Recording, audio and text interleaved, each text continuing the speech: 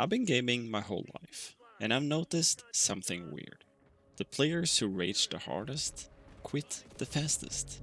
The ones who start strong, most of them vanish before they ever get great. It's not because they lack skill, it's because their mindset can't handle the game past the honeymoon phase. Today I want to talk about why that happens and why it's the same reason most people quit on their dreams in real life. Okay, you've seen this player. New season drops in Call of Duty, CS, whatever game, and they're on fire. They play every single night, brag about their kill death ratio, maybe even post a couple TikToks of their insane clips. And then, 2 weeks in, they're gone. Not because the game changed, not because they suddenly got busy, but because their ego couldn't handle the moment they weren't the best in the lobby anymore.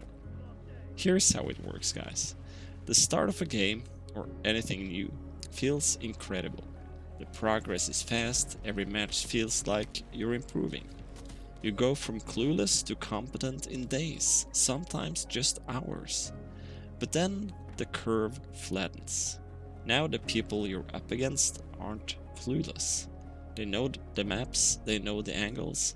They've been grinding while you were celebrating your natural skill. And suddenly, you're not dominating anymore. You're average. And for most people, average feels like failure. I'll be honest, I used to be one of them. When CS2 came out, I thought, I played CS for years, I got this. First week, I was frying. 30 bombs, MVP stars, feeling unstoppable. Then, the matchmaking settled, and I found myself in lobbies where I was lucky to get 5 kills. I remember one game specifically, Mirage, T-side, pistol round. I push A-side like I've done 100 times before, and I'm dead in 3 seconds. No warm-up, no big duel, just gone. The kill cam shows the guy pre-aiming my exact position, flicking to my head like it already scripted the match in his mind. And it hit me. This guy wasn't lucky. He was better. That night, I seriously thought about quitting ranked entirely. Because facing the reality that I wasn't special anymore, that hurt more than any scoreboard could. So here it goes. Here's why most gamers quit before they get great. You can't get truly good without first admitting you're bad. And the human brain hates that. It will fight you every step of the way. So instead of grinding through losses, we find excuses. The game's unbalanced, the netcode's trash, the devs ruined it. Everyone's a sweat now, there's no casual fun left. And sure, sometimes those things are true. But if those excuses pop up every time you lose, that's not the game talking, that's your ego screaming. Because here's the truth, ego and growth can't live in the same space. To grow, you have to let your ego die, over and over again. That's not just in games. In life, it's the same thing. The moment you step into a job where you're not the smartest in the room, or you start a hobby where you're not instantly good, your ego takes a hit. Most people run from that feeling. A few, they lean in. And those are the ones who end up great. Think about what it takes to get good at a shooter game, for instance. You run maps over and over until you know every single corner. You die in the same spot 5 times before you finally clear it properly. You watch your own death replays and cringe at how obvious your mistake was. It's not glamorous, it's not instant, and it's definitely not always fun. But that discomfort, that's the price. It's the rent you pay for skill. And the same applies outside games. Learning a language, for example, you'll sound dumb before you sound fluent. Starting a business, you'll fail before you succeed.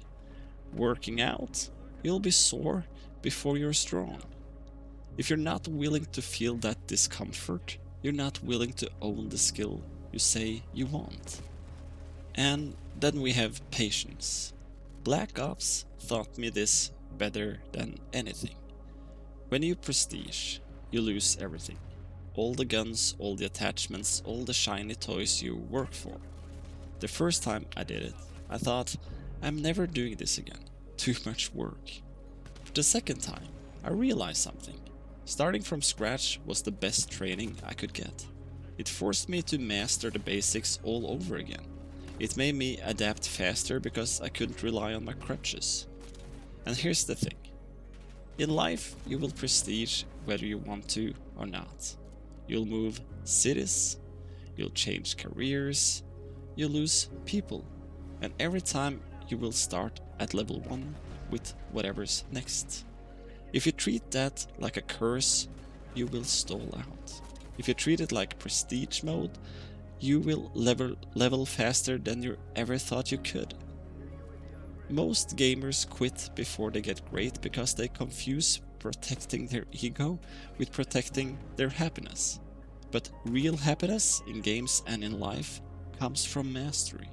And mastery is only possible if you can stand in that uncomfortable space long enough to learn. So if you're thinking of quitting something right now, ask yourself, am I quitting because it's truly not for me? Or am I quitting because I can't stand feeling like a beginner anymore? The first answer might be wise. The second, that might mean you're standing right at the door to greatness. Alright guys, thanks for watching and listening. I'll see you in the next one.